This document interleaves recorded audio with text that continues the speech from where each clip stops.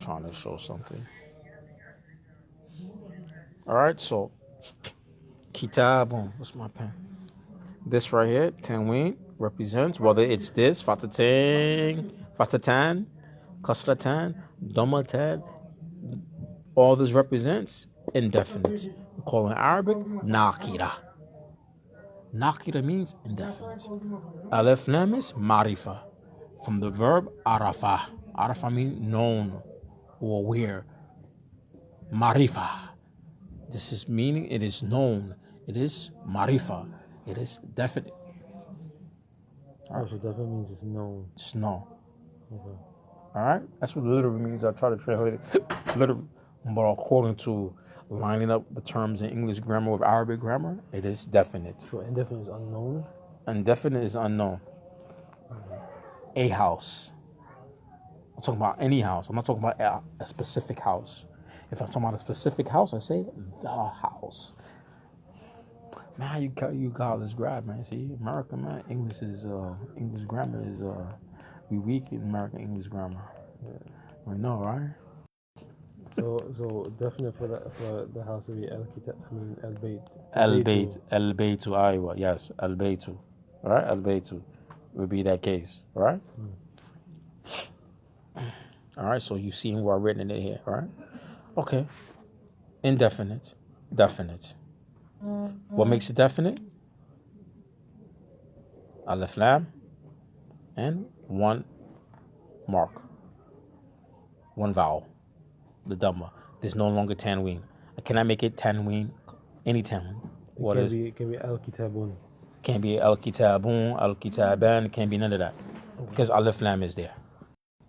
So when alif lam is there, then this type of tanween is prohibited to be here. It's prohibited. Very simple. Because this represents something being indefinite. Infinite particle, al-harf is there, then it means now it only could take one mark, whether it could be dhammatan, kasratan, or fatatan. All right? It takes only one mark at the ending vowel. Makes sense? Yes or no? Yeah. Explain it to me. Explain it to me, and that lets me know if you understand this or not. The definite has to take alif lam with one marking, one dhamma. Say it again, because somebody reading Quran. I couldn't hear. The alif lam is a definite article, and because of the alif lam, it takes one marking, one dhamma. And the indefinite. Salam alaikum. How you doing, brother? I just prayed. MashaAllah. May Allah make you. May Allah. Praying helps you, right? Huh? Praying helps, right? Yes. Prayer helps, yes. Yes, prayer helps. All right, thank you. You're welcome. Barakallahu feeka.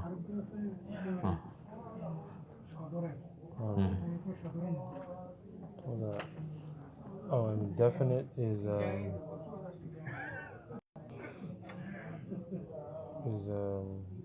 no alif lam tanween.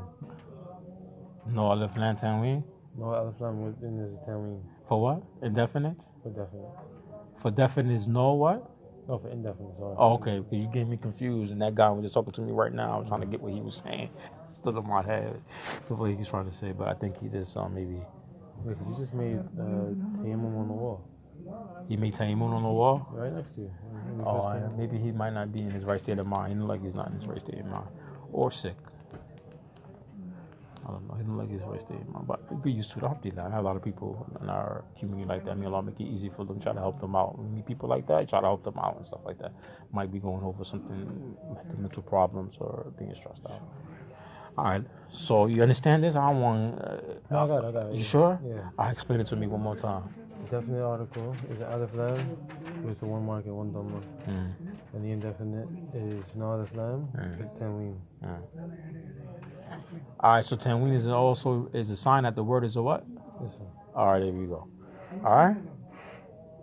Now adjective. You want to do the adjectives? Yeah. You sure? Yeah. We say that the next week. No, I do know. You sure? Because you should know it already. Yeah. With the brother over there he was with. Yeah. That's the first few lessons he do. I already know what he does. Yeah. Teach you the parts of speech. And then break it down. What is the adjective? What is the ism? Asma. He breaks down the different types of asma. Different type of ism. So the adjective must what? Agree with the. So where you at? You there? Write that rule down. What it says about the noun, the adjective must agree with the noun. Write that down here in your book. That's what you're gonna memorize. That's one of the first rules. That's one of the first rules for the adjective. Yeah, that's one of the main rules. But there's exceptions to the case. The adjective must always agree with the noun. Yeah. And so that means, okay, I forgot to mention to you, every ism either is masculine or feminine. We don't have this in English language. You learned that. You should have learned that before. Every ism either is masculine or feminine. Put that on the side of the ism. Or you could put it. You could put it here. Every ism either is masculine or feminine. We don't have these in English. We have it in Spanish. Huh? Loco or loca. Huh? Every ism is masculine. Arabic, same concept. Every noun either is going to be masculine or feminine. Wa alaikum assalam wa rahmatullahi wa barakatuh. I'm telling you, man. Yeah. Wa alaikum assalam wa rahmatullahi wa barakatuh. Every ism is masculine or feminine. Yeah. With the exceptions to the rule. No. Arabic, there's no gender neutral in isms. Either is masculine or feminine. Oh, so there's no exceptions to that rule? No, there's no exception to that rule. In Arabic language, every noun either is going to be masculine or feminine. Kitab, masculine, mudhakkar. Alright? There's some signs that let you know the word is masculine or feminine. Alright? You have to understand this to understand adjectives also. Alright? Every noun, every ism, either it is masculine or feminine. How do you know? Teacher got to tell you. Look, you see it in the dictionary. The signs of the words are feminine is ending in ta'u marbota. It should be said that somewhere in the book. We're going to get there. In the adjectives, right? So adjective must agree with the noun. If the noun is definite, the adjective must be definite. If the noun is masculine, the adjective must be masculine. If the noun is feminine, the adjective must be feminine. If the noun is singular, the adjective must be singular. If the adjective is dual, what is dual? That's an English word. It's like two. All right, we call it muthanna. It's going to explain it in the book. If the noun is dual, the adjective must be dual. If the noun is plural, the adjective must be plural. And there's different type of plurals in Arabic. There's masculine plurals and feminine plurals. We call them broken plurals. All right. So later soon, I think in this lesson, we learn a little bit about masculine and feminine words. Because the adjective must agree with the noun. If the noun is masculine, the adjective is masculine. If the noun is feminine, the adjective is feminine. All right? If it's definite, the noun is definite, adjective must be definite. But there is an exception to that rule. Now read.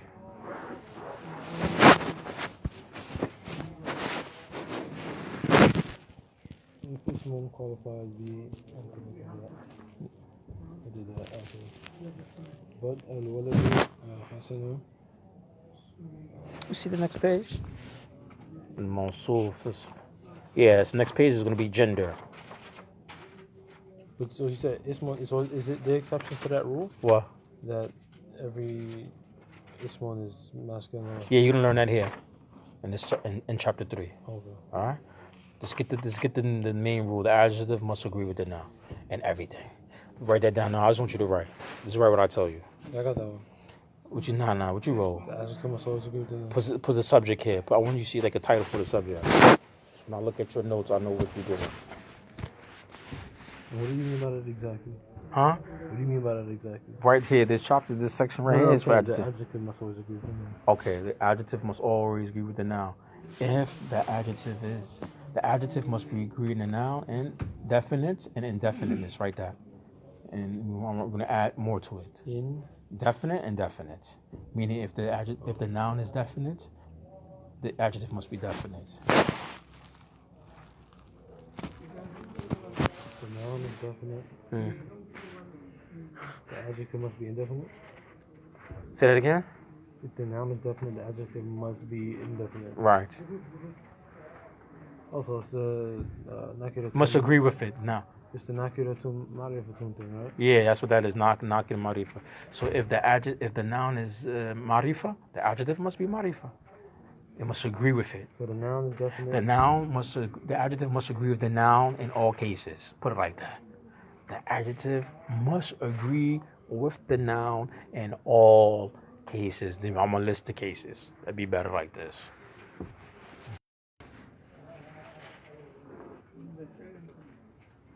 Tell me when you finish writing. The adjective must agree with the noun in all cases. So the noun is definite. The adjective. I want you to write down what I just said. Then I'm gonna list. Yeah, I got that one. The adjective must agree with the noun in all cases. So we're gonna list in definiteness or indefiniteness. Definite or indefiniteness. If the noun is definite, the adjective must be definite. If the noun is definite, the adjective must be definite.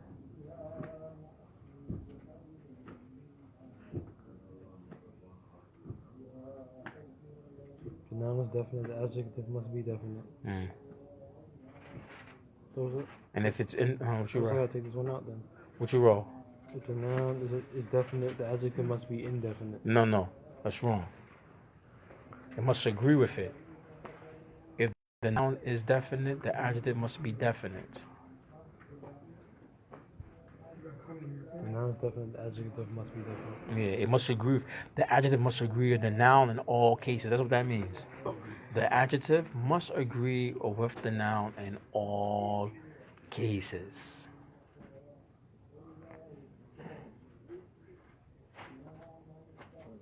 In gender,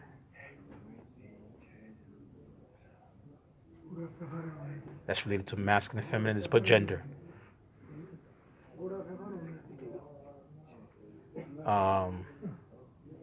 Definite, indefiniteness.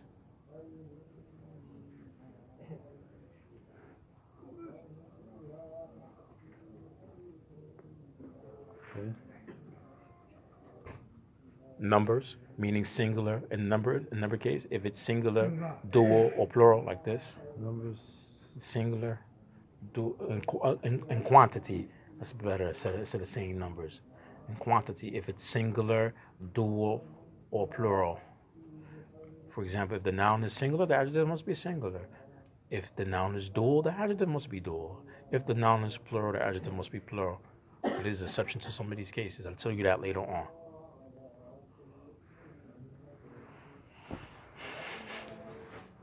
Okay.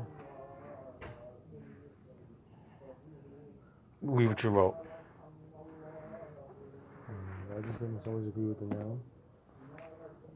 The adjective must agree with the noun in all cases. If the noun is definite, the adjective must be definite. In gender, definite and indefiniteness.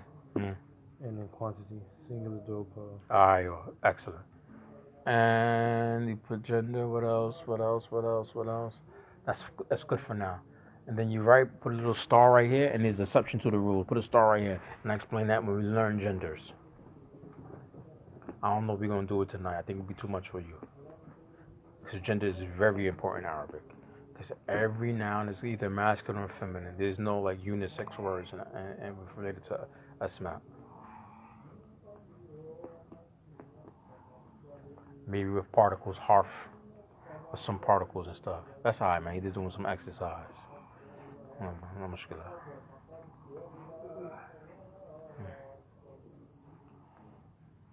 What you write? Some exceptions to the rules?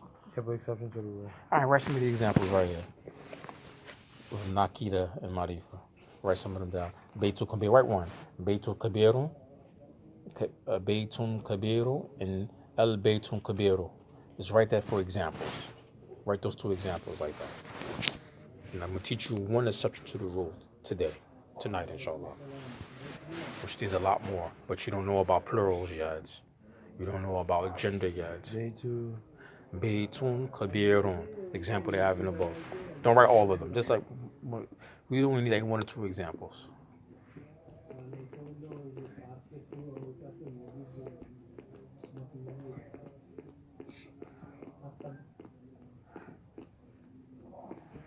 So these two agree with each other in what sense?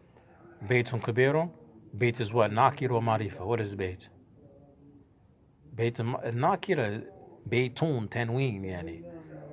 Beitun, there's no alif lam, is indefinite, right? Right. So the adjective is what? Indefinite. Right. The word bait also is masculine, it's mudakkar. And the word, the sifat, kabir is mudakkar, is masculine.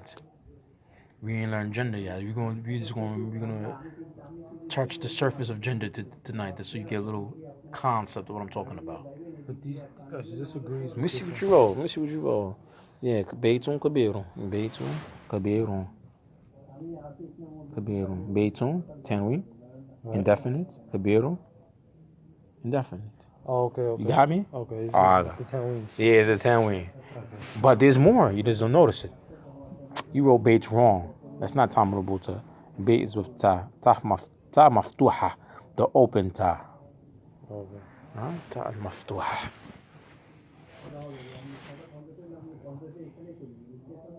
So in this, written this way, it'd be the big house still? Or just big house? The way it's written. It wouldn't be the big house, right? It's not alif lam. That's, in this example, the verb bait is written indefinite. So the adjective is indefinite. If I want to make it now definite, then I write what? The next example. Al-baytu al-kabiru. Al-baytu al-kabiru.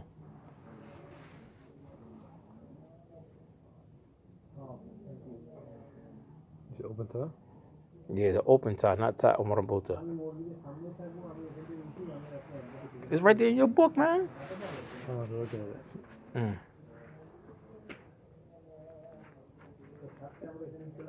We learn about ta marbuta in that next lesson about gender, because ta marbuta is related to feminine gender in class. That's the next lesson in the book. Baytun kabirun. So Al-baytu al-kabirun. So the with a dhamma, right? dhamma. So that's Al-baytu. two definites.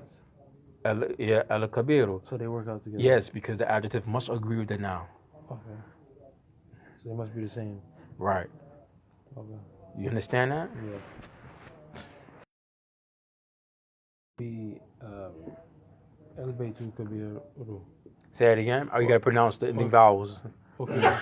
For me to understand you. It couldn't be El Baytu El Kabir or El Kabirun.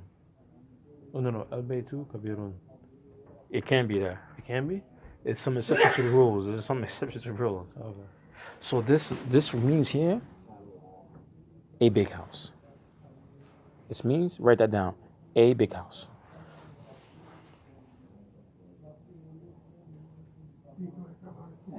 This means here the big house. Because it has the definite article. I'm translating this now. This is correct, but this is not complete sentences in Arabic. الجمع اللفظ المركب المفيد بالواضح. This is something else about grammar. This is correct, grammatically is correct, but it's not beneficial sentence. If I say Beitu Kabirun, big house, what about the big house? What about it? I need more information to understand what you're saying. You said the big house. Okay, what about the big house? The big house. Okay, what about the big house? So these are not complete sentences. If I want to make this a complete sentence, which you're going to see in the second lesson in the Medina book, 1.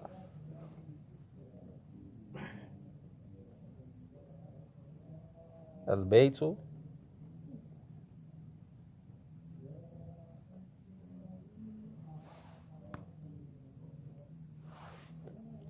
Kabirun.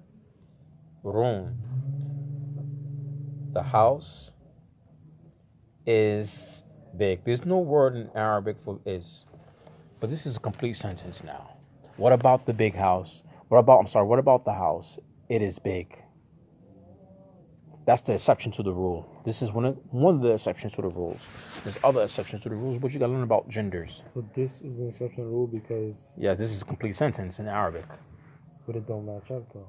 It does. I know. That's an exception. That's one of the exceptions to the rule. Gotcha. There's a whole bunch of them, but you ain't ready for them. A lot of rules in Arabic, they're fixed, and then there are some exceptions to the rules. This is one of them. Where's Medina book? Give me Medina book 2. Medina book 1. There are exceptions to rules in Arabic. So yeah, maybe we go a little bit over this today if you got time.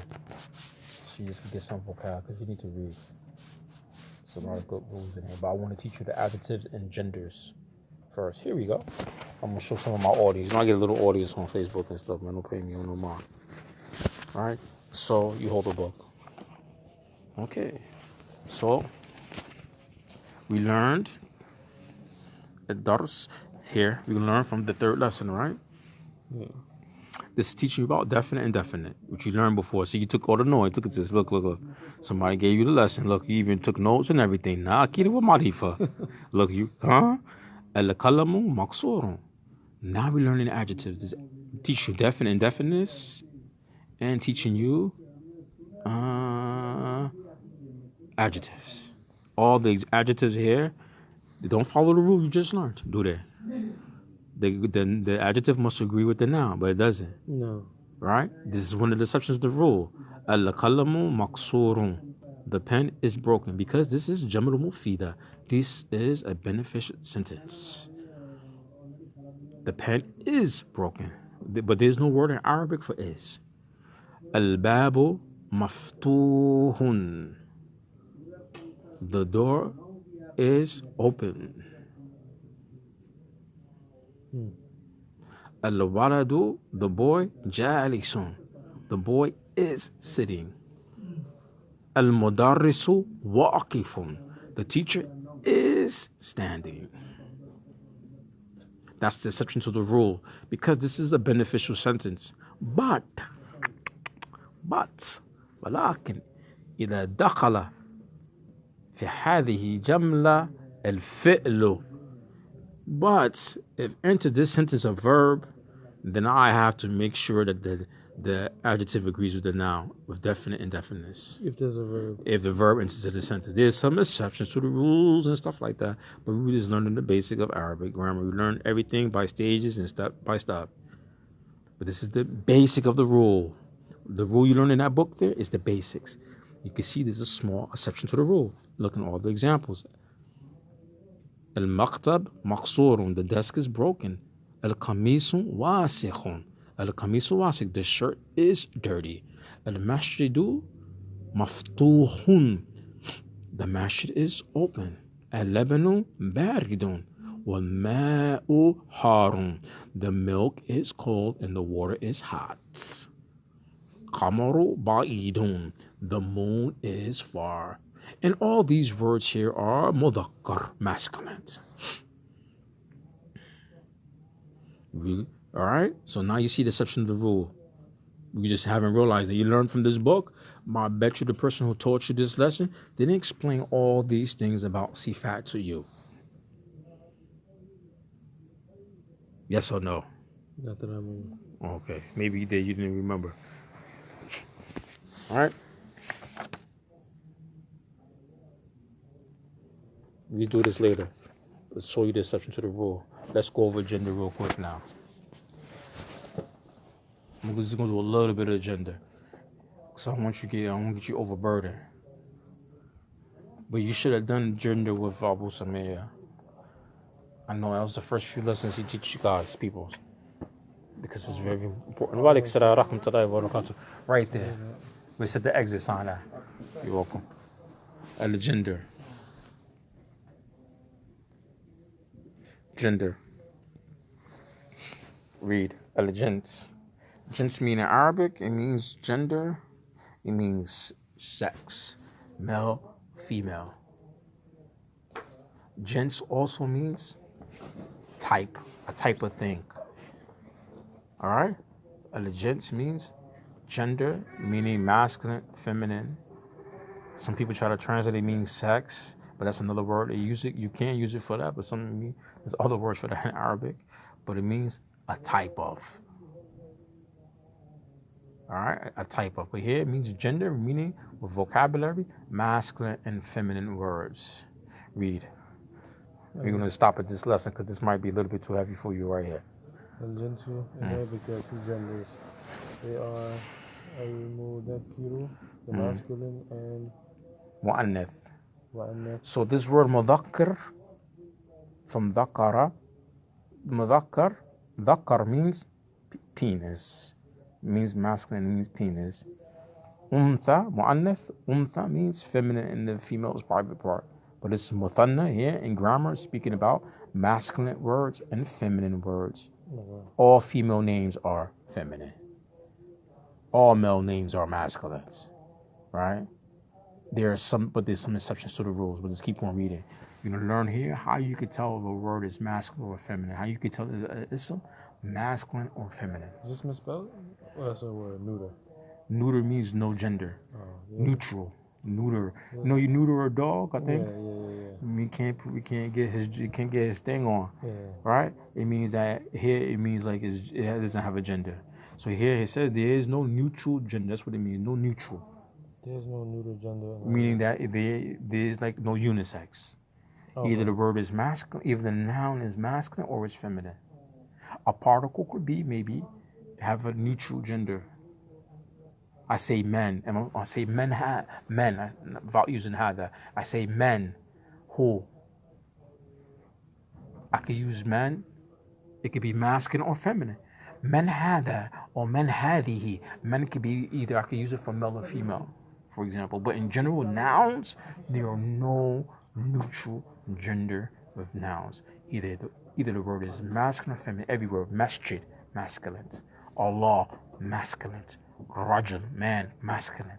Kitab, masculine. You have feminine words.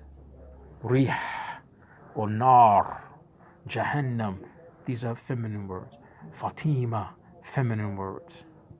Ard, earth, feminine words. You can teach you this. Keep on reading. The following categories of this noon are no. It's a noon? Okay. Where you reading at? I'm sorry. Because my eyes. Where you reading from? Oh, yeah. Can't tell. Mu'annath. Mu'annath. Like I said before, somebody came to the door. I said, that's a mukannith. Mukannith. Right? Mukannith mean like faggot. A man who act like a woman or just like a woman. I said that the person came through the door here. It's a person like a mukannith. I hope it wasn't. Right? Comes from mukannith. Means. But that's it, is mu'annath? Here is mu'annath. There's a hamza on the wow here. There's a hamza. Oh, okay. Mu'annath, and there's a shadda. Mu'annath. There's a shadda on the noon? I'm sorry, I can't see because this thing is so small. It's smudged.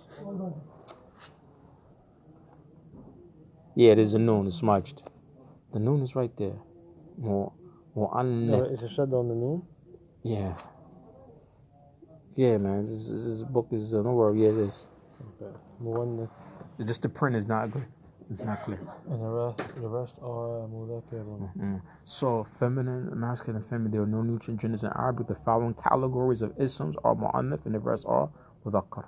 So the Arabic letter. So it's talking about what they show in your book. The letter ta'u marbuta. Ta'u marbuta means the tied up ta is a sign of the word is feminine. All isms ending in ta'u marbuta are mu'annath, feminine. Hasanun, which is masculine. Now making it means good. I'm making it hasanatun. I'm taking this adjective now and making it feminine by adding ta'u marbuta there. Got it? Keep on reading. The Arabic letter ta'u marbuta is called al-marbuta. Ta'u marbuta means the tied up attack because it's tied up in the knots. That's not how you. Where you at? Oh, yeah. Yeah, ta'u. Where's the ta? That's ta. This is how you written. It's typed out, but that's ta. The 2 dots mean ta. Oh, no, I couldn't tell. No, I could tell. Even in smudge, even writing in Arabic, give me. See, look, for the 2 yas, what I did, I just smudged a little line right here, right? Yeah. Sometimes for shorthand writing, people do write stuff like this and stuff. Just get used to it. Don't worry. That's a ta. All right, that's a ta. Don't worry about that. It's a ta. المربوطة. All ismun ending in التاء المربوطة are muannath. Hasanun, good. Hasanua. Hasanatun. Whenever you see a word and the ending with ta'u marbuta, the letter before it is always fatha. Simple rule for helping you pronouncing. Any word ending with ta'u marbuta, the letter before ta'u marbuta, the letter before it has a fatha on it. Fatimatu, Khadijatu, Suratu, Bakratu. Every word ending with ta'u marbuta, the letter before it always have the vowel fatha on it. Fixed rule. That is a fixed rule in Arabic. Listen, I hope you pronounce. Suratu, Fatimatu, Hasanatu, Kabiratu, Sagiratun. So now you should have no problem reading Hasanatun, Nashitatun, Jamilatun, Dakiyatun. Every word that has ta'u marbuta, the letter before it has the vowel fatha on it. It helps give the word the rhythm flow. You hear in Arabic, you hear Quran reciting, you hear these rhythm and flows and stuff. This is part of these flows that help you pronounce words in Arabic. So any word has ta'u marbuta, the letter before the ta'u marbuta has the vowel fatha on it. Always. It helps you pronounce it. Jalisatun. Aisha. Huh? Aisha too. Aishatu. The female names don't have 10 wings, but it's Aishatu, Khadijatu. There's few exceptions to the names for the female names. There's some female names don't have ta'u marbuta, like Hind, but it's feminine. Hind. That's the word, the letter, the name they was mentioned in another chapter. Hind, Hindun, Zaydun. Hind is female name, but there's no ta'u marbuta there. You're gonna learn some of this stuff right now. You're gonna explain these things, but it's still feminine. Keep reading.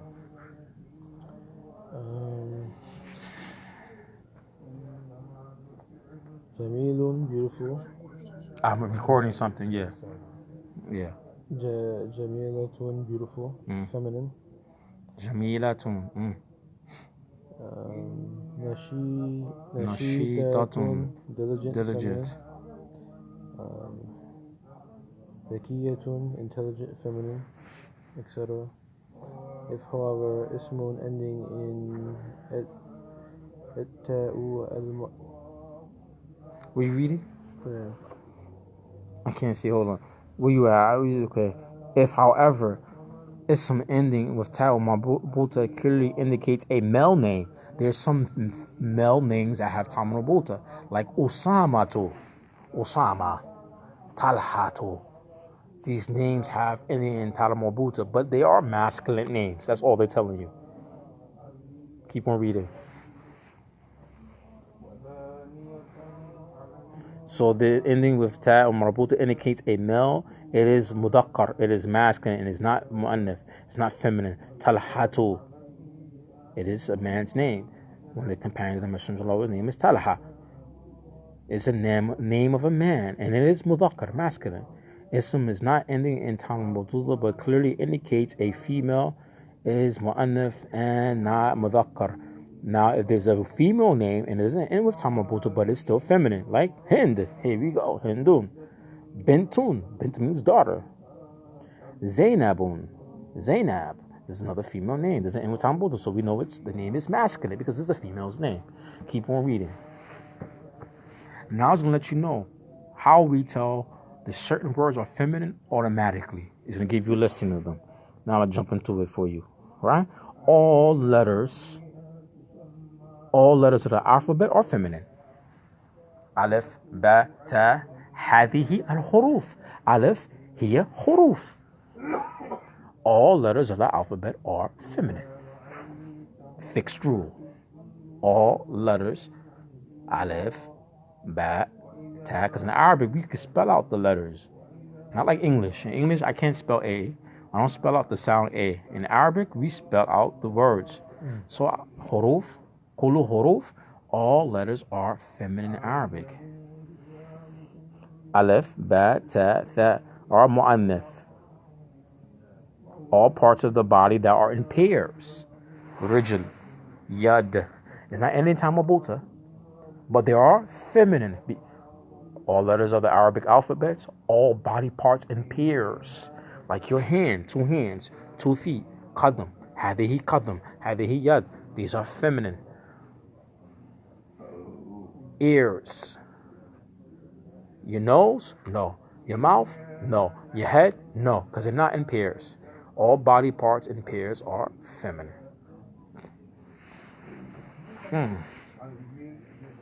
What else? Let's go. Names of towns and cities. Ain, udhun, eyes, ears, yad, rijl, legs, all feminine. Names of towns, cities, and places, all of them are feminine. No matter if they don't have tamabuta on, they don't have tamabuta. All names of all towns, cities, and countries are feminine. Might be an exception to certain 2 or 3 countries. But most all names of all countries, towns, and cities are feminine. And there's an exception to fewer countries in Arabic. There's a few countries, if I name them in Arabic, they're not feminine. But in general to the rule, all names of countries, cities, and towns are feminine. Let's go. Keep on going. Names of towns, cities, and countries are Muannith, Baghdad, Pakistan, Damascus, name of the city in Syria. All these are feminine. But there's some countries, in Arabic language also, we have an Arabic language, iktilaf. You know what iktilaf means, right? Differences of opinion. Right. In Arabic language, there is madhab. There's a madhab. You know what madhab is, right? In fiqh? Right. Shafi, madhab, Malik. In Arabic language, there's also a madhab. We have different madhabs in Arabic. Right? The 2 main one is Kufi and Basr. This is the name of 2 cities in Iraq. There's different madhabs in Arabic. And there's iktilaf also in Arabic grammar. It is iktilaf. There's differences of opinion, depending on what school of thought you're coming from. Even between Arab countries in proper Arabic, there is some iktilaf on how to use certain words. Alright, there is some iktilaf. In grammar rules, there is some iktilaf even in grammar rules. And anybody who studied Ahkam al-Tajweed, the different qira'at of Tajweed, they notice that. The different styles of reciting Quran, it even shows in that. Alright? There is some difference of opinions. Even in Nahu, Arabic grammar, there's a difference of opinions. Alright? There's many books on that. Arabic grammar is like an ocean, man. Even some terms being used in Arabic grammar, there's even different, for a particular term, might have 2 or 3 different names for them, depending on what madhab you follow. Alright? The 2, I think, major schools of you see in Arabic grammar is Basri. Basri, that is from the book Alfiya ibn Malik. Alright? A very popular, famous book. That's on Iraq? Yes. Both of them are for Iraq. Both of them are from named 2 cities. They're 2 schools of thoughts. But on top of the 2 schools of thoughts, there are still different opinions, even on top of the schools of thought, because the Arab tribes, where they originate from, is how the rules originate in Arabic grammar, depending on the traditional, where some of the traditional Arab tribes come from, like in Yemen, like in Jazira Arabiya, the Arabian Peninsula, and Yemen. بعض العلماء, some scholars say لا أصل العرب اليمن. بعض العلماء يقول هذا. Some of the scholars say that the origin of the Arabs are from Yemen.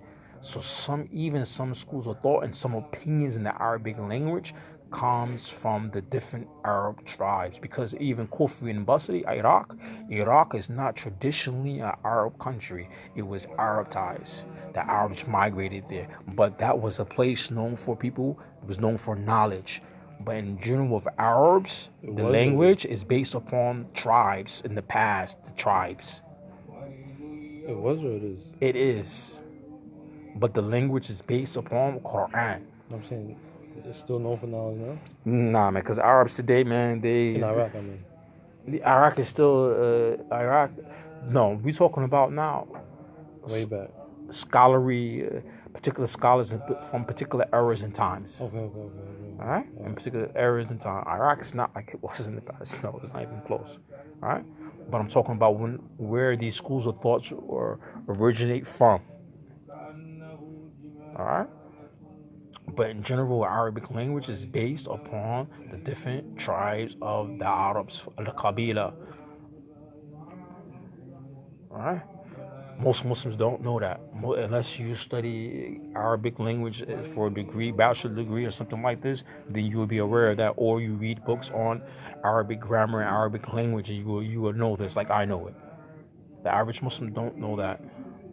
Unless he has a background in this, or unless he's a sheikh or a scholar in Islam. Because even one of the conditions to be an alim in Islam, you have to know the Arabic language in and out. To be a good, strong student of knowledge, you must know the Arabic language in and out. Because you can't understand the deen, the Quran, without it. All right? So there's sometimes you might hear something, read something in one book, and to hear a different opinion in another book related to Arabic language is because there is some ikhtilaf in certain issues. Like I told you, do I say L or Alif Lam? That's based on two schools of thoughts, Basri and Kufi. One say L, other one say Alif and Lam. In the right? Quran when they recite? No, I'm talking about when they explain grammar, when they explain language. Okay. Right? Got it. So when you start, like when you're going to read certain things and go to one day start reading Arabic, study Arabic in the Arabic language, you might hear some rules that you learn, but they use a different term for it. You're like, where'd that come from? I never heard of this before. Oh, because it's coming from a different school of thought. All right? But the ikhtilaf in the Arabic language is not something big. It's not something big. It's not like the totally opposite of each other. No, not like this. All right? All right, so all the feminine words, all the names of what towns, female names, body parts and pairs, all the letters of the Arabic alphabets, and countries. What else? Then what's the question? It's all names, countries, all names of what? All female names. Female names, body parts and pairs, Arabic letters, and countries. Countries, cities, and towns. Countries, cities, and towns. Name of places. That'd be the easy. Name of places. But even amongst Arabs, they have some ikhtilaf for certain countries. They say, oh no, this is masculine. But in general rule, all cities, towns, places, all places, name of places are related to country and land is feminine. Some words in Arabic are feminine without tamabuta written on them. Like shams. So all these words here are feminine. Shams is sun? Yeah. Without being tamabuta on it. Ard, earth. Shams, feminine. Qamr, wine, feminine. Nar, feminine. Dar, which house or state. Sama, the sky, feminine. Nafs, soul, feminine. Rih, the wind, feminine. Suq, feminine. Dunya, feminine. Jahannamu, feminine. Why that's important? Because now when I use the I'll use pronouns for them, I have to use the feminine pronouns. Hadihi nar. This is the hellfire. This is fire. Hadihi jahannam. Instead of saying Hada, I will use hadihi. Hadihi is a pronoun. Hada's masculine? Yes, hada's masculine. Hadihi is feminine. Okay. And you have dhalika and tilaka, which that tilaka is for feminine. So if you said هذا جهنم. هذه جهنم. But هذا would be wrong. هذا. If you said هذا جهنم. It'd be wrong. Because it's masculine. It's masculine. But there are some exceptions to the rules. Okay. But in general, yes, it is wrong. Sometimes in Arabic poetry, they change the rules a little bit. Sometimes in Quran, they change up the rules. Some ayat, some different qira'ah or reading, the rules are changed up to give a intensive meaning. All right? Somebody said before, some Arab Christian Jew said, oh man, the Quran has grammatical mistakes. And somebody asked why. It says Surah Kafirun. It should be Surah Kafirin. That's mudaf and mudaf ilayhi. And the easy answer for that is no one said that the title of something has to have a grammatical rule to it. You got me? Even some ayats in Quran, it has some very deep meaning. Some words that are feminine is used masculine plural out. There are some exceptions to the rules in Arabic language, and that's related to balaga, eloquence. That's something you study at the end, that somebody studies at the end when he learns Arabic language and he wants to master it with speaking and stuff. Then he studies balaga. It's very hard, it's not easy, but you have to be very strong in the Arabic language. All right, and most brothers, no one here really teaches that unless you go to an Arab masjid. Then you might find some sheikh there who has his degree in Arabic and he teaches this stuff. But most non-Arab masjids, you're not going to see nobody talk about none of this stuff. It's very far-fetched from them. Even though the Quran is very clear, al-balaga fi Quran. It's a lot of balaga in Quran.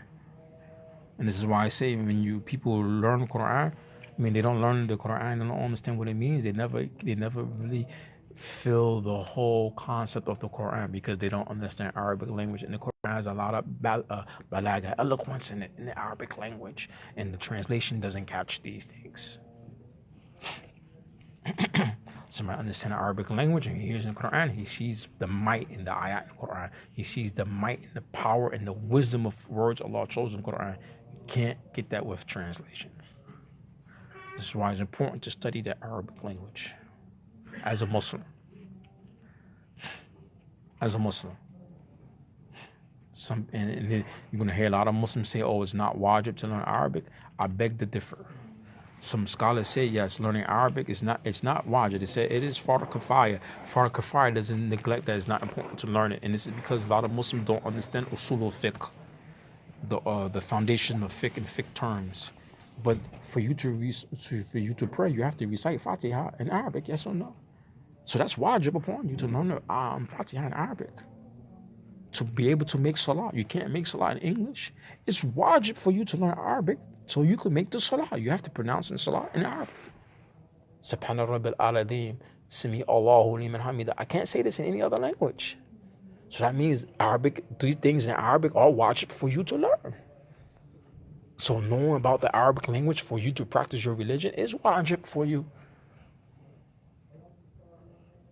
It is wajib for you. I can't pray illa bi Arabi. As-salat fi lugha Arabiyya. Al-Fatiha fi Arabiyya. Fatiha is not in any other language. Illa Arabiyya. Except for in Arabic. Yes or no? I cannot recite the Quran unless I learn Ahkam al-Tajweed. That's related to the Arabic language. And it's related to how the Quran was revealed. كيف ينطق الحرف صحيحة في عربية. الشهادة كيف شخص تقول الإسلام somebody enter Islam ينطق منه أشهد أن لا إله إلا الله ينطق يلي في لغة عربية. He pronounced, he got into Islam, he say the Shahada, say it in Arabic. So some things in Arabic related to the deen is wajib for the Muslim to learn to certain level so he can practice his religion, like learn how to make salah, learn how to recite the Quran. He wants to be a scholar, he wants to be a student of knowledge, then Arabic is going to be wajib upon him. And I'm telling you, Muslims who don't learn Arabic and they love to talk about the deen and discuss about Islam and debate and stuff, and they don't know Arabic language, I laugh at them. I have somebody here on WhatsApp I wish to show you when we finish. He's arguing about some fiqh principles. He don't understand Arabic, and I'm showing him that he's wrong, and I'm showing him the proof in Arabic. And all he can tell me about my sheikh said this. I said, yo, it's right here.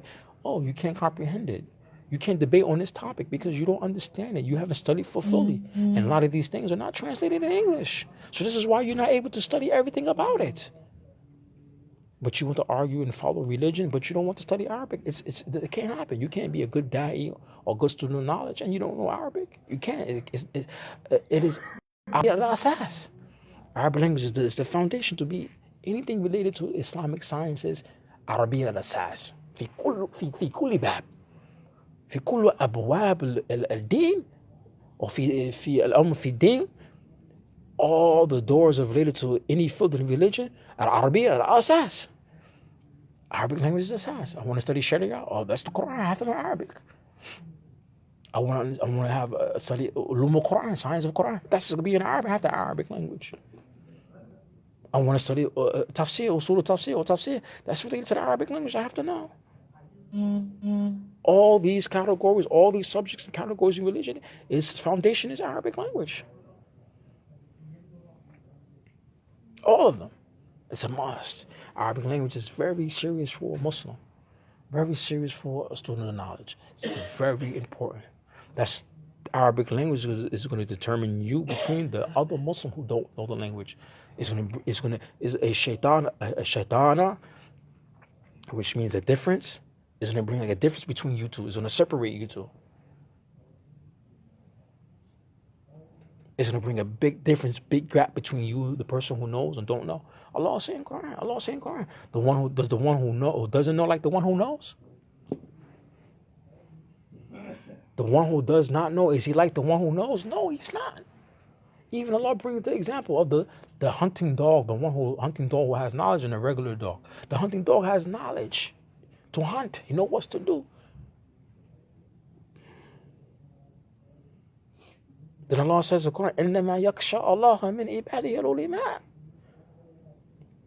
Those who fear Allah the most are slave of the ulama. How can you be ulama without Arabic language? You can't be ulama. Allah says the one who fear Allah the most are the ulama. Meaning they have ilm and they have taqwa. Those are the conditions. Having ilm and having taqwa. I can't have ilm if I don't have Arabic language. It can't happen. If you keep that in your mind, what I'm telling you about why you have to study deen is going to keep you always wanting to learn. And taking yourself to the next level with this. Taking yourself to the next level.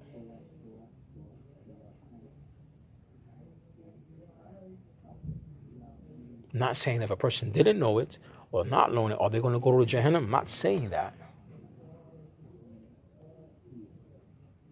But if you're sincere and you're learning to get close to Allah, to please Allah, then it's going to assist you in getting to Jannah. It's going to assist you in pleasing Allah subhanahu wa ta'ala. Always remember that, because when you're going to start studying Arabic, you're going to get overwhelmed sooner or later. Or you're going to get people get lazy and tired. That's why you don't see in this masjid no lessons in Arabic. How long you been coming to this masjid here? Maybe 2 years. You see anybody teaching Arabic language here? No. Any masjid here? Any masjid in this area? We got like at least 10 masjids in this area. Maybe only one or two of them. One of them or two of them people teaching Arabic. People are not trying to learn. Maybe about two. Maybe about two. The brother down there and the other masjid that has actually Arabic school for adults. Some at JMC. Huh? Which one for adults? Oh, you want Madinah? Yeah, they have actually an institute, right? They still have the institute there, right? On the weekends, right? The Arabic Institute, right? They've been having it for like years now. At least over 10 years, I think they've been having this program. Actually, they project started first, the Arabic school. They had a school in Astoria. The brother who started that masjid, he had an Arabic Institute in Astoria. Then he decided to buy this community, the building over there, and started this community. And he brought his Arabic Institute from there. The brother who started that masjid, his brother name is Shakil. He started off his school, his institute, teaching Arabic. This is how he gathered and got the Muslims together from his community, by having a school teaching Arabic language. And look what they have now. They have a huge masjid. They have a good academic school. They still have the Arabic school, and the community is still growing. Based on knowledge. Arabic language connects you to knowledge. You cannot connect to knowledge in Islam except for the Arabic language.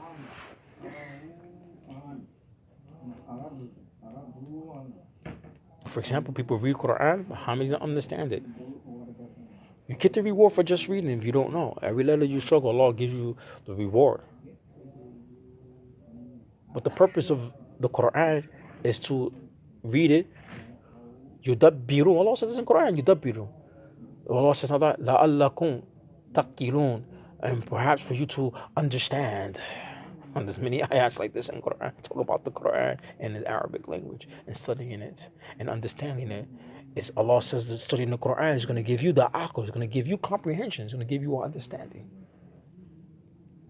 This is what Allah said. This is not what I say. This is what Allah subhanahu wa ta'ala said in His own book in numbers of ayats. One of the shaykh I listened to from Saudi, he says, where you hear in Quran, Madda, Alif, Lam, Mim. He said most ayats you hear this, except for one or two, Allah's talking about the Quran.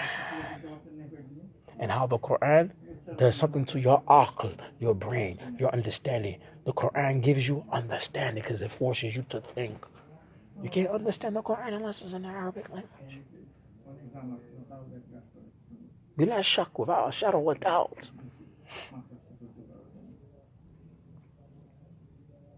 So, this is very important. Know it. This is very important.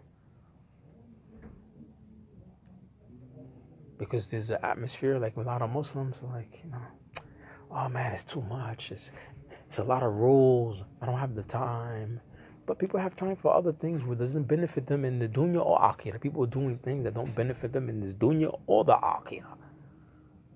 They say they don't have time to study Arabic, but they have time for TV, next flick, movies, hanging out, wasting time. All right, so let's finish. Break down before we leave. What time they pray Isha? 7:30. I'll probably go home and come back. Break down this last rule.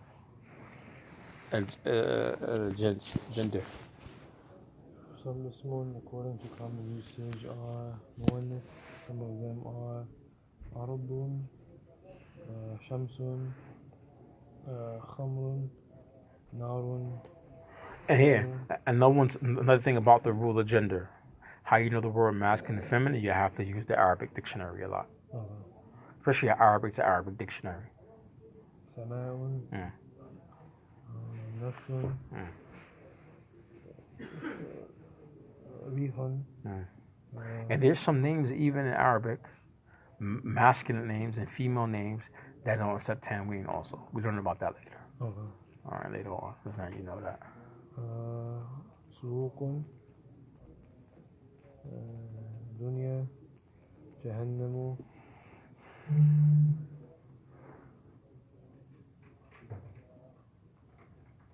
Those are some words. There's a whole lot more. Bi'r means well. It is feminine. There's so many words. You just gotta know. You gotta study the dictionary a lot. You gotta listen a lot. And listen to mashaykhs. People talk about deen, and you hear them. Oh, the sheikh mentioned this word where he used pronouns that's feminine with it. Okay, this word is feminine. You just gotta do a lot of listening, a lot of searching in dictionary and reading and stuff. Would you recommend me listen now? Huh? Would you recommend me listen now? Sit now? No, would you recommend me listen now? You can, yeah. You can listen to I was listening to Abdul Razak, my brother. Abu Sumayya gave you that, right? No, I just like because he talks real slow. Abdul Razak. Listen He's to very clear. You listen. I don't disagree with listening to Mashaykh in Arabic for beginner peoples, but if you don't know Arabic, you don't have vocabulary, you can train it. I tell a person, listen to dialogue in Arabic, hiwar. Because a lot of the books people studying Arabic here are related to hiwar, conversation in Arabic. So, some like Madinah book, there's some books that have dialogues with them. This will help you. Assalamu alaikum. Kaifa halukum? Ahlan wa sahlan. This type of stuff you need in the beginning to custom your ear to listening. Because when I first went away, I studied this type of books before I went to learn Arabic. I studied this stuff, right? I went to a school, then teacher started talking with me. I was like, I don't know what the heck he's saying. I was like, what the heck he's saying? I could catch what he's saying. And I would listen to these mashayikh and stuff. Brothers say, listen to this. The sheikh explain the surah to that. But I went to a school, teacher talking to me. It's like I had to start, I had to retrain my ears for listening. Right. You got me?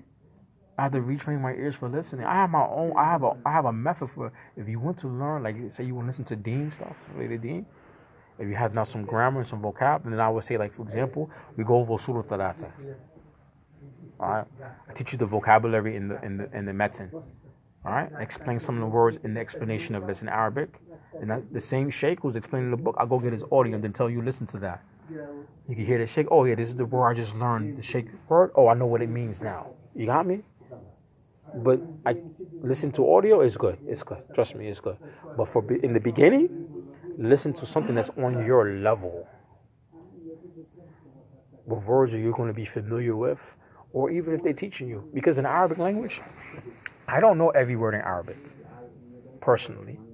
Just like I don't know every word in English. I don't know every word in English.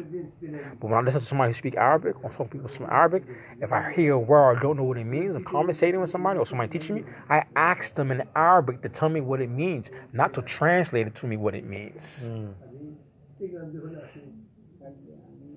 I ask them in Arabic what it means, and they give me an example in Arabic.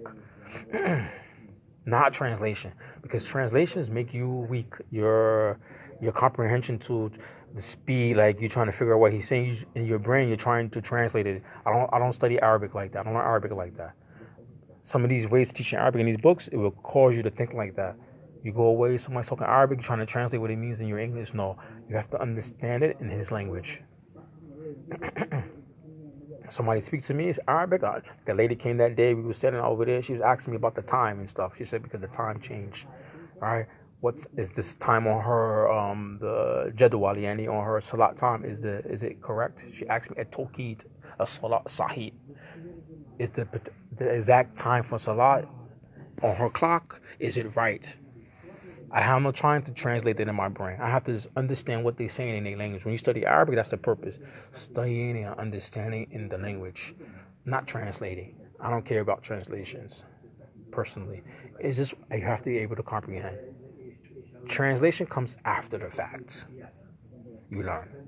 Some brothers say, oh, I want to be a translator. Translation, it comes after the fact you learned. After the fact, you comprehend it real well. Not while you're trying to learn, because you don't want to be focusing on what this word means in English now, this Arabic word. This right here, it teaches you this. You just translation, the meaning of the word. That's just for the little baby steps while you're here. At least you have some vocab. At least you understand some grammar. But when you go study Arabic, it's going to be Arabic in Arabic. That's the proper way, and it's the quickest way to learn language. That's why people in America don't speak Spanish. How many years you took Spanish? You took Spanish in school, right? I took Spanish in school. I don't speak a lick of Spanish. You don't speak any Spanish. How many years you took Spanish in school? All junior high school, right? And some of us, most of our high school, we take Spanish. That's like almost 5 years taking Spanish. And you take it in college too, and we can't speak a lick of it. Why? Because they're teaching you Spanish and English. And we don't speak a lick of Spanish. 5 years learning Spanish in school. And we don't speak none of it. Why? Because the method of teaching a foreign language here is wrong. You're teaching with translation. This means that in Spanish. No, you have to understand Spanish in Spanish. Not talking to me, explaining me Spanish and English. Like I'm explaining you grammar in English. To be a level, you have to study Arabic and Arabic. This is just the basic baby level just to get you off the floor. Then later, next step is learning Arabic and Arabic. I don't worry about like translations and stuff.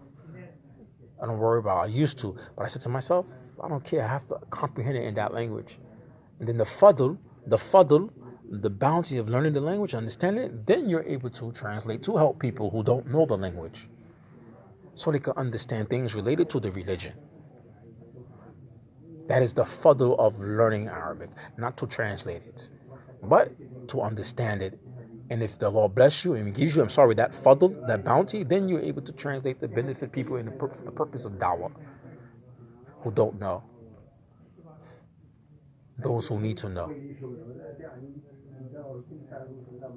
Don't give up the language. Studying Arabic, don't give it up. Because it might be hard in the beginning. Like Sheikh Uthaymeen, rahimahullah, he has in one explanation in his book of Al-Arujumiyya, he's explaining this book, Al-Arujumiyya.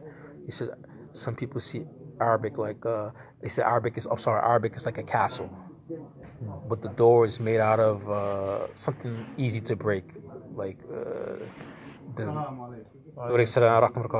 We have some bread. Anybody? Barakallahu feekum. It's like a castle made out of paper or something like that, but the door is made out of iron. The hardest thing is just getting through the door. Once you get through the door, the castle is gonna fall because it's made out of something brittle. The hardest thing is just the door made out of iron. It's the hardest thing. Once you get through the door, the whole thing is gonna collapse. You in it. You in it. You got it. So just stick with it. You know? Just stick with it.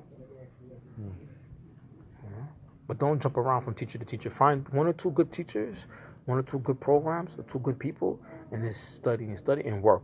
Work, study, and try to do your other things I told you to do about if you want to go away. Work, save, study. Work, save, study. Then you get to go away. Then some of this you find. And then this stuff, I don't even look at this stuff. On this stuff you got here, I don't even look at that stuff in my house. I don't even got no books with me right now, per se. My book's somewhere else now. I don't even look at this stuff. But when I want to review it, I don't go to this book like this to review. I go to a book in Arabic grammar and Arabic. And you know what I do? Because I'm lazy. I don't go to all the chapters. I go to the index. Like the index here in Arabic, and I put little notes in there. I say, okay, I remember this. I remember what this is about. I remember that. If I'm a little bit shaky on one subject, I look at the index, then I go to that chapter, and I just refresh myself. And I put the book away. Same thing. Now, when you go home, these 3 rules. Ism fi'l wa harf, aqsam al-kalam, the parts of speech. Gotta get the ism fi'l wa harf. And things I explained to you. Ism, the names of all things. Verbs related to 3 times. Past, present, and future. Particles, or what? Particles don't have no meaning, or the meaning is not really expressed, except for if it's working with an ism or a fi'l. Thus, tanween is a sign of an ism. It's the end of a word. Verbs do not have tanween. Particles do not have tanween. The next one is adjective. Adjective must agree with the noun in all cases. Gender, number, meaning singular, dual, plural, definite, indefiniteness, like this. Now understand this exception to the rules. Then what is gender? Gender is what? Gender in Arabic, all nouns, either masculine or feminine. There's no neutral or unisex word. No neutral. What are feminine? Feminine or what? All names ending in Talmud Buddha, except for men names. All letters of Arabic, all female names. All letter of the Arabic alphabet. all body parts in pairs. All names of cities and towns. And then there's some words that don't have Talmud Buddha, but it's feminine. But there's more to the rule of gender, feminine. There's more. Because broken plurals are feminine. That's something else. They didn't explain this in the rule. There's more to that. And there's like more, and there's more, and there's more. And there's more to it. But that's the foundation that you need to know for now. That's it.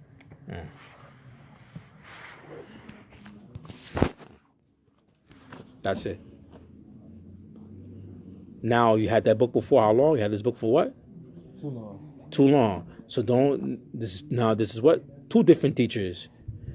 Both saying the same thing. The rest is on you. Don't forget. That's the easy thing about Arabic. It's not how much you learn in Arabic. It's not really how much you learn. It's how much you review. Not how much you learn. You can learn a lot. If you don't review it, you're going to lose it. It's how much you're able to obtain by reviewing and memorizing. Keep those rules. Don't go to the next rule or to the next chapter until you master those particular rules they gave you in the book. You know, there's a saying in Islam, which I think somebody who does something a lot, then just leave it altogether. Then the person who does something, it's little, but he does it consistently. It adds up. All right? So if you just learn a little, but you are consistent with it, then it's going to add up. Everything you learn is going to add up. Even if you do it once a week, it's going to add up. So don't move on to one principle until the other one is That's right, until the other one is finished. Because you learned this before and you forgot it. I seen your book. I seen your book. You had a whole bunch of notes. You had everything. See, that somebody sat down there and taught you the same thing, and now you forgot. This is online. It was online. Yeah, Just be consistent I now. watched the series. So you just take a notes in your books, take a review. Like I used to do in the beginning. I can't do it no more. I used to put everything on like a postcard. Index card. I used to write all the rules in the beginning. I always learned the rules. I had like a little box. I had like a little the index little box. I had a big one. I had all these rules. I read them every day, like 2 or 3 times a day. But in the beginning, that's will help you. Now I can't do none of that stuff. I just got a book. I look in the index of the book and just review. Okay, I'm weak in this chapter. Let me go back and read this in the book in that chapter. I can't do that stuff no more. But then for you, index card in the beginning, put all the rules simple. Not too many words. Not too deep explanation. Something simple you can read in a second. And each new thing you learn, you add it to your deck. How long it took you to understand? Some like people, until you open a book and read a sentence, and snap, I understand exactly what you're saying.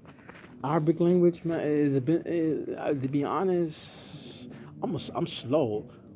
So me, I don't know. You might be different from me. I start really understanding when I went away to an Arabic-speaking country, because now you're in environments around you all day. You are forced to learn. You are forced to learn, and you're in an environment learning every day. So you're going to learn. Here in this environment, it depends. Everyone is different. My friend Yusuf and Abu Sameh never stepped out the country to learn Arabic. Abu Sameh is very good at Arabic. He was like one of my first teachers like 10 years ago. I met him like 10, maybe longer than 10 years ago, man. I met him like in 2005 or 4, so 2004 I met Abu Sameh. And he should be reading, translating. He taught a lot of brothers here Arabic. A lot of brothers who went to this area who was like in Saudi now, a lot of them started out with him. Even Abdul Jabbar, even Yusuf, myself, even our brother who has that program online who's in Saudi. A lot of us started out with him. You know, because he's consistent.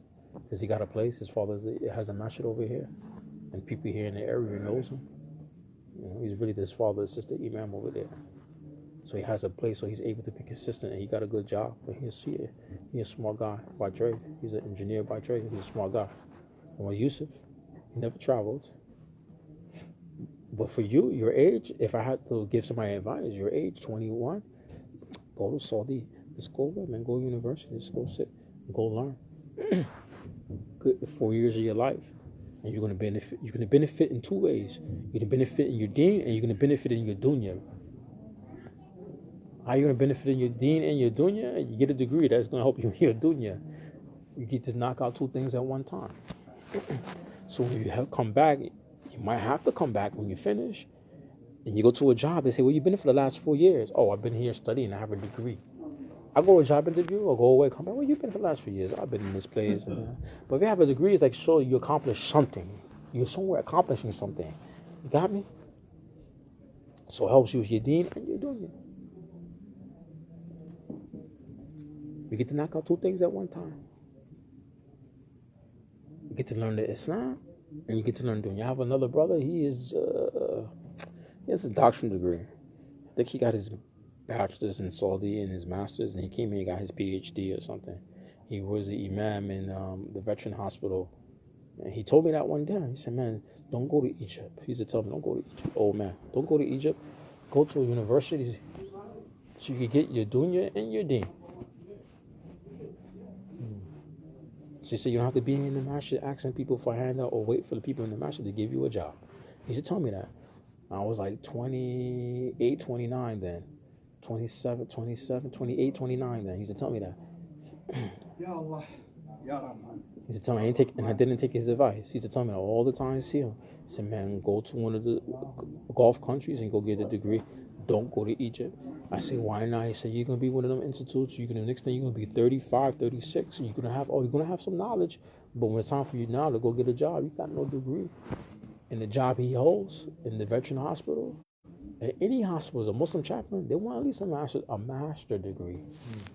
At least a master degree just to be a chaplain in the hospital. They would take you in the door with a bachelor, but they want a master degree.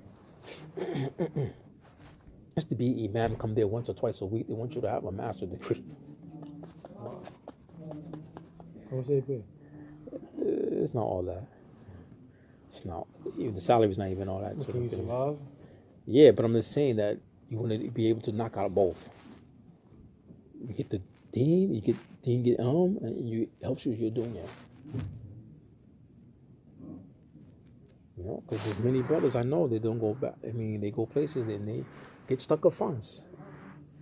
You know, or they stop studying because they lose funds. They don't have the funds no more. So they got to work, and then all the efforts they put in to learn, they start losing the knowledge a little by little because they at work. They got kids. They probably working 40 hours a week or more, so they don't have time to go study. I met many brothers like that before. Sure, I might become one of them soon. There's many brothers I met like that. They came back, didn't get the degree. They be stuck and drive taxi, this job, that job, and they have children, they have family, and then, you know. But everybody's situation is different. But don't study for dunya reasons. I tell people don't study deen Arabic for dunya reasons. Don't study this for dunya reasons. Don't study language to want to control people, to give nice cookbah, this and this and that, to be translator. That's not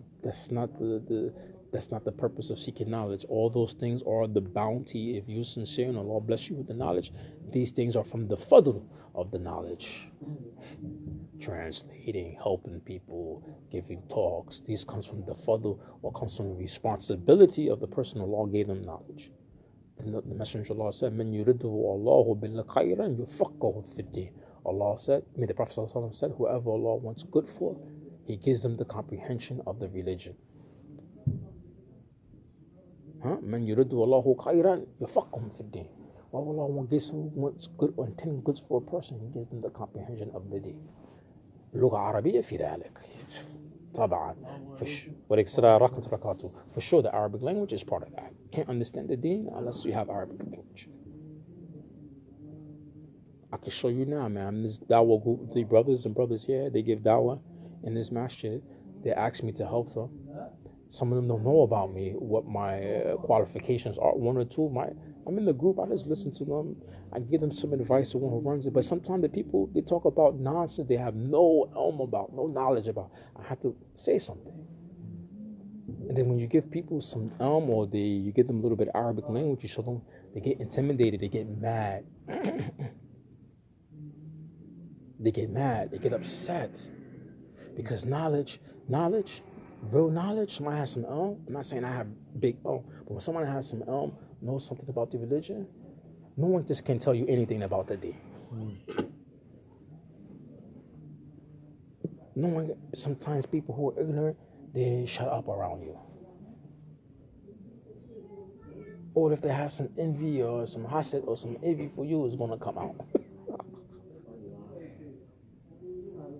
And then at the same time, I'm not saying that's not the purpose of knowledge, but those who are looking for aid and help, you can help them in the system. Some people ask me here sometimes, some people, they know me, can I help them with this dawah or some things they doing? And I go help them. And I see they're not perfect. I see they have mistakes. I still go and help them.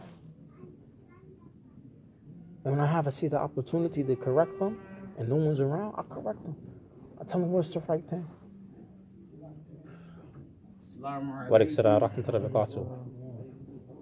But a lot of the people who are lacking, even many Muslims are trying to do good, but they never get there out here. Wallahi.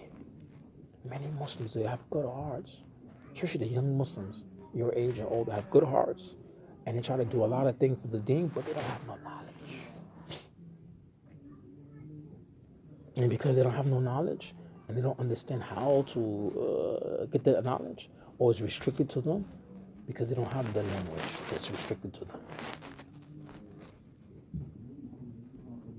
If you study this, Allah opens the door for you knowledge. If you're sincere, Allah opens to you knowledge. Then Allah grants you just a little bit knowledge, a little bit of, then you're going to start seeing things that other people don't see. Like every time I used to go away and I used to come back here, I go away, I come back, I see many of the Muslims have sense and don't know it. So knowledge is very important. سبحانك اللهم وبحمدك أشهد أن لا إله إلا أنت أستغفرك وأتوب إليك. الله